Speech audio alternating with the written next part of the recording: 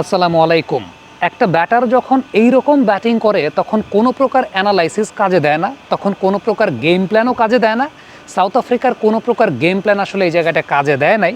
আপনি যদি আমাকে এই ব্যাটিংকে ভদ্র ভাষায় বলতে বলেন তাহলে আমি বলবো প্লে স্টেশন মার্কা ব্যাটিং, অর্থাৎ প্লে স্টেশনে যখন আমরা গেম খেলি তখন এইরকম ক্রিকেটে ব্যাটিং করা হয়।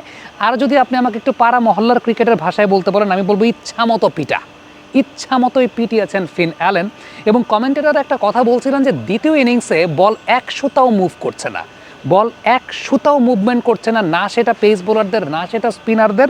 এবং এটার একটা সার্থকতা আসলে পাওয়া গেছে বা প্রমাণটা পাওয়া গেছে ওই সময়টাতেই যখন আপনি কেশব মাহারাজ বোলিং করতে এসেছিলেন। খেয়াল করে দেখবেন কোন জায়গার বল ফিন অ্যালেন ব্যাকফুটে গিয়ে খেলছেন, মানে ওই জায়গার বল ব্যাকফুটে গিয়ে একজন ব্যাটসম্যান খেলবেন, আনবিলিভেবল। এটা পৃথিবীর কোনো জায়গাতে আসলে এরকম হতে পারে না। আমি দুটা বল আপনাদেরকে দেখালাম যে ওই জায়গায় বল পিচ করেছে, একজন ব্যাটসম্যান ব্যাকফুটে গিয়ে কানেক্ট করতে পারছেন, ব্যাকফুটে গিয়ে ব্যাটে বলে কানেক্ট করতে পেরেছেন। তার মানে কমেন্টেটরদের ওই কথাটার আসলে প্রমাণটা পাওয়া গেছে যে সেকেন্ড ইনিংসে সেটা যে কোনো কারণে হোক, কলকাতায় ডিউ ফ্যাক্টর ডেফিনেটলি আমরা গতকাল যেমনটা দেখেছিলাম যে বাংলাদেশের মাটিতে বিসিএল এর ফাইনাল হয়েছিল, সেকেন্ড ইনিংসে আলটিমেটলি আনবিলিভেবল রকমের ডিউ ছিল। কলকাতা বাংলাদেশের পাশে, এবং সেই জায়গাটা ডিউ ফ্যাক্টরটা কাজ করেছে কিনা বলতে পারবো না আমি, যেহেতু মাঠে ছিলাম না বা ওইভাবে দেখি নাই। বাট কমেন্টেটাররা সেই কথাটা বলছিলেন যে আলটিমেটলি একেবারেই বল মুভ করছেন এবং they made the best out of it. Finn Allen, আপনি যদি একটু তার ইনিংস প্রোগ্রেসটা দেখেন, প্রথম 10 বলে ফিন অ্যালেন রান করেছিলেন 27, পরের 10 বলে তিনি রান করেছিলেন 28, এরপরের 10 বলে তিনি রান করেছেন 43 বা 45-এর মতো। মানে যত সময় গেছে মানে উইকেটটা এমন একটা অবস্থা হচ্ছে। এবং আপনি যদি চিন্তা করে দেখেন যে একদম ফার্স্ট ওভারে প্রথম যে বলটা ফেস করেছেন, 2-3টা স্লিপের মাঝখান দিয়ে বল বেরিয়ে গেছে সাঁই করে বারুদের মতো। সো বল একে তো ওইরকমভাবে মুভ করছিল না কোনো বোলার।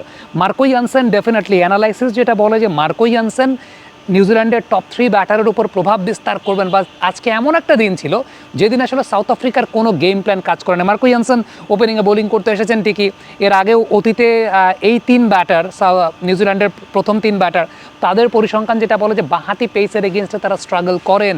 বাট আজকের দিনে কোনো কিছুই কাজে দেয় নাই। আমার কাছে মনে হয় যে এই যে বল ওইরকমভাবে মুভ করে নাই, বোলাররা ওইরকম টাফ টাইম দিতে পারেন নাই।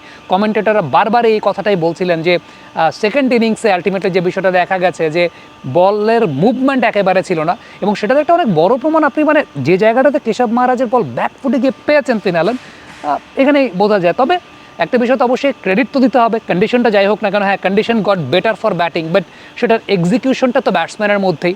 এবং ওই ব্যাটসম্যানের ওই ক্যাপেবিলিটি বা ওই ক্যালিবারের জায়গাটা আছে দেখেই ওই ব্যাটসম্যান কিন্তু সেই কাজটা আসলে করতে পারেন বা সেটাকে করতে পেরেছেন।